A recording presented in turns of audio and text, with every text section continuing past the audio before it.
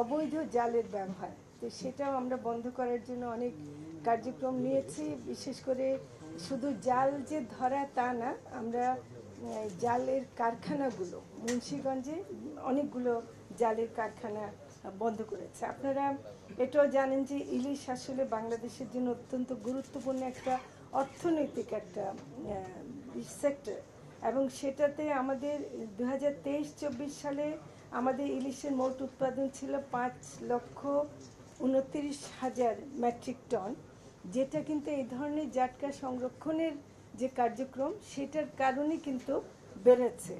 এবং ইলিশ কিন্তু আমাদের যা মোট যে মৎস্য উৎপাদন এককভাবে একটি প্রজাতি হিসেবে 11% এর ভূমিকা আছে, এবং যে দেশের জিডিপিতেও ইলিশের অবদান এককভাবে ইলিশের অবদান 1%-এরও বেশি। আর বিশ্বের মোট ইলিশ উৎপাদনের 80% বেশি বাংলাদেশে আহরিত হয়। আমি তার সাথে আরও যোগ করছি, যেখানে নদ নদী মোহনা এবং সাগর থেকে হয়, এবং স্বাদের দিক থেকে আমার মনে হয় যে বিশ্বের আর কোনো দেশে এত স্বাদের ইলিশ পাওয়া যায় না। হয়তো ইলিশ পাওয়া যাবে কিন্তু এত স্বাদের ইলিশ পাওয়া যাবে না। প্লাস এটা একটা জিআই পণ্য। 6 লক্ষ মানুষ পরিবার ইলিশ আহরণে সরাসরি নিয়োজিত, এবং 20 থেকে 25 লক্ষ মানুষ ইলিশের পরিবহন, বিক্রয়, জাল ও নৌকা তৈরি, বরফ উৎপাদন, প্রক্রিয়াজাতকরণ, রপ্তানি ইত্যাদি কাজে প্রত্যক্ষ বা পরোক্ষভাবে তারা জড়িত। তো কাজেই সেদিক থেকেও দেখতে গেলে এটার ভূমিকা অনেক বেশি। তাই কাজেই আমাদের ইলিশটা রক্ষা করা এটা খুব গুরুত্বপূর্ণ।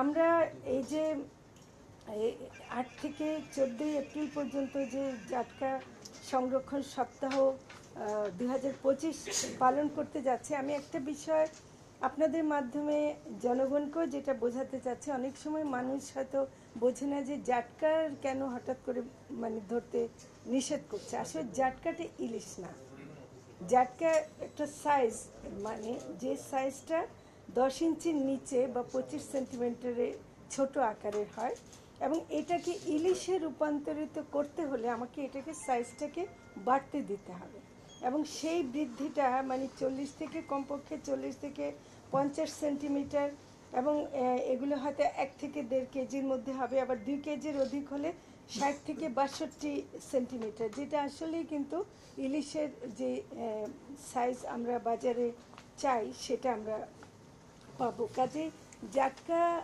সংরক্ষণ যেটা আসলে সত্যিকার অর্থে শুরু হয়েছে নভেম্বর থেকে, তাই না? সেই নভেম্বরের থেকে এখন পর্যন্ত যে 30শে জুন পর্যন্ত হবে, আমরা ইলিশ আসলে পাবো জুনের পরে, যে সাইজটা আমরা চাচ্ছি সেটা আমরা পাবো।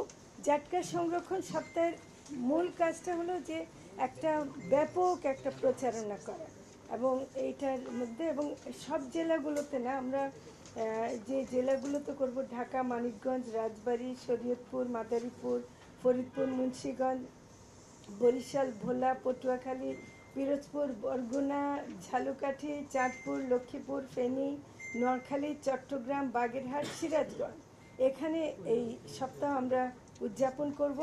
এবং 7 দিন ব্যাপী, এটা আপনাদেরকে আজকের আমাদের প্রেস কনফারেন্সের মূল উদ্দেশ্য যে আমরা জানাতে চাচ্ছি যে আমরা 7 দিন ব্যাপী কেন্দ্রীয়ভাবে জাতীয় পর্যায়ে এবং মাঠ পর্যায়ে, জেলা উপজেলা পর্যায়ে আমরা কর্মসূচি গ্রহণ করব। এবং এবার জাটকা সংরক্ষণ সপ্তাহের উদ্বোধনটা আমরা বরিশালের বিভাগে, যেহেতু ইলিশ সমৃদ্ধ অন্যতম জেলা, সেখানে আমরা বরিশাল সদর উপজেলার বেলস পার্কে হবে আগামীকাল। সেটা আমরা আগামীকাল সেখানে চলে যাব, এবং বরিশাল সদর উপজেলার ডিসি ঘাট সংলগ্ন কীর্তনখোলা নদীতে নৌ র্যালি অনুষ্ঠিত হবে। এবং এর মধ্যে অনেক কিছু আমরা এগুলো বিতরণ করছি, যেমন গণবিজ্ঞপ্তি, তারপর আরও এরকম অনেকগুলো প্রচারণা আছে। এগুলো ব্যাপকভাবে মানুষকে দেয়া হচ্ছে যেন তারা জাটকার ব্যাপারে যথেষ্ট অবহিত হন এবং এটা করেন আর কি। তো জাটকা সম্পর্কে যদি আপনাদের আরও কোনো প্রশ্ন থাকে আমরা পরে নেব, কিন্তু আমরা আর কিছু তথ্য দিতে চাচ্ছি।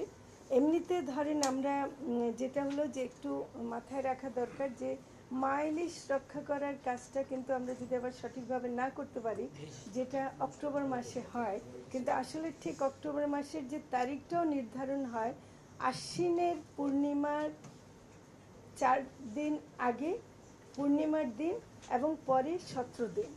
তাহলে এটা আবার পরবর্তী, যেমন গত বছর ছিল 13ই অক্টোবর থেকে 3রা নভেম্বর পর্যন্ত, এবার যেহেতু পূর্ণিমার তারিখের সাথে হবে সেটা হয়তো বা 1-2 দিন এদিক ওদিক হতে পারে, কিন্তু এইটা একটা বোঝার বিষয় যে এটা প্রাকৃতিক একটা বিশাল সম্পর্ক আছে, জাস্ট এটা ক্যালেন্ডারের তারিখ ধরে করে না আর কি। আর তাছাড়া আমরা ইলিশ অভয়াশ্রম স্থাপন করেছি প্রায় দেশের 6টি মানে প্রধান নদ নদীতে, আর একটা ওখানেও বন্ধ রাখা হয়। এবং মা ইলিশ বা এবং জাটকা না ধরার জন্য আমরা জেলেদেরকে, এটা আমরা বুঝতে পারি যে এই সময় জেলেরা মাছ ধরতে না পারলে তাদের জীবন জীবিকার উপর তাদের আয় বন্ধ হয়ে যায়, সেজন্য তাদেরকে ভিজিএফ গম মানে চাল দেওয়া হয়, যদিও যেটা প্রয়োজনের তুলনায় একটু কম, কিন্তু আমরা চেষ্টা করে যাচ্ছি যে এটা আমরা আরেকটু বাড়াবো।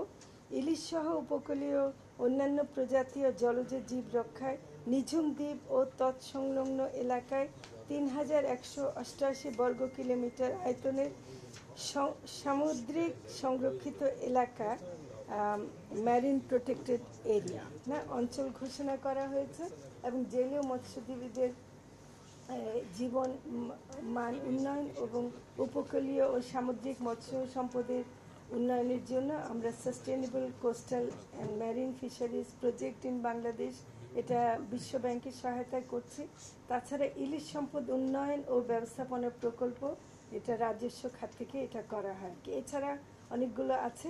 আবার এটা আমরা আগেও বলেছি, আবারও বলছি যে আমরা বলি যে বাংলাদেশের মানুষ যেন ইলিশ খেতে পায়, সেটা শুধু বাংলাদেশের মধ্যে যারা বাস করছেন তাদের জন্যই নয়, আমরা অনুরোধ পেয়েছি আমাদের প্রবাসীরা যারা নাকি আমাদেরকে রেমিটেন্স দিয়ে সাহায্য করেন, সেজন্য এবছর আমরা 11,000 মেট্রিক টন ইলিশ রপ্তানির জন্য 2টি দেশে, সৌদি আরব এবং সংযুক্ত আরব আমিরাতে আমরা দেওয়ার জন্য বাণিজ্য মন্ত্রণালয়কে অনুরোধ করেছি।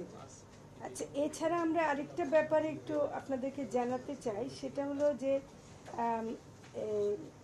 বঙ্গোপসাগরে সকল প্রকার মাছ আহরণ নিষিদ্ধ, মানে শুধু ইলিশ না, সকল প্রকার মাছ আহরণ নিষিদ্ধ, এটাও একটা খুব জরুরি বিষয়।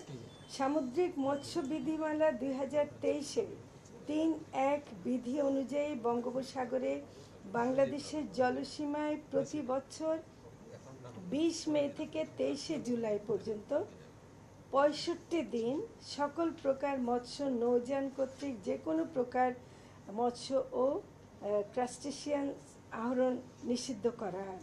এর ফলে সামুদ্রিক মৎস্য সম্পদ আহরণ 12.78% বৃদ্ধির রেকর্ড অলরেডি রয়েছে। বিভিন্ন সময়ে মৎস্য বিজ্ঞানী, মৎস্যজীবী, জেলে ও মৎস্য আহরণকারী সংগঠন কর্তৃক বর্ণিত সময়কাল পরিবর্তনের দাবি উত্থাপিত হয়। তারা যুক্তি উত্থাপন করে জানান যে জলবায়ু পরিবর্তন, পরিবেশ দূষণ, লবণাক্ততা সহ বিভিন্ন কারণে সামুদ্রিক মাছের প্রজনন কালও পরিবর্তন হয়েছে। তো এটা তাদের অবজারভেশন, বিজ্ঞানীদের অবজারভেশন সেটা। এই প্রেক্ষিতে মৎস্য প্রাণী সম্পদ মন্ত্রণালয় হতে একটি টেকনিক্যাল কমিটি গঠন করা হয়, যাতে সামুদ্রিক মৎস্য বিজ্ঞানে বিশেষজ্ঞ, বিশ্ববিদ্যালয়ের শিক্ষক, বাংলাদেশ মৎস্য গবেষণা ইনস্টিটিউটের বিজ্ঞানী, মৎস্য অধিদপ্তরের কর্মকর্তা এবং বিভিন্ন স্টেক হোল্ডারদের প্রতিনিধিরা অন্তর্ভুক্ত ছিলেন। এই কমিটি বিজ্ঞানসম্মত তথ্যাদি যাচাই করে বঙ্গোপসাগরে মৎস্য আহরণ নিষিদ্ধকাল এবার নতুন করে হচ্ছে 15 এপ্রিল থেকে 11 জুন পর্যন্ত 58 দিন, যেটা আগের থেকে পার্থক্য হচ্ছে যে যেটা আগে মে মাস থেকে শুরু হতো, এবার আমরা 15 এপ্রিল থেকে শুরু করছি, এবং আগে যেটা 65 দিন ছিল সেটা 58 দিন হচ্ছে। 11 জুনে এই নিষেধাজ্ঞাটা শেষ হবে।